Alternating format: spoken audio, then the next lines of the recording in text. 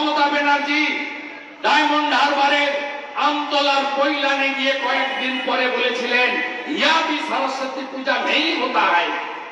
তার যে সুললিত হিন্দি ভাষা, যে হিন্দি শুনলে আপনারা সব গুণমান হয়ে যাবেন, সেই হিন্দিতে তিনি বলেছিলেন যে এরা সরস্বতী পুজো সম্পর্কে জানে না, তাই মিথ্যে কথা বলছে।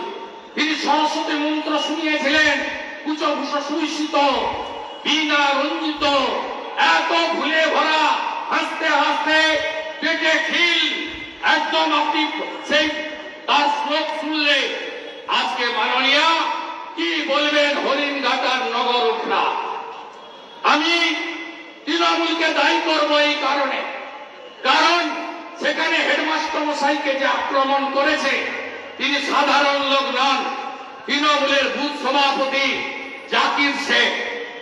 আমি দায়ী করব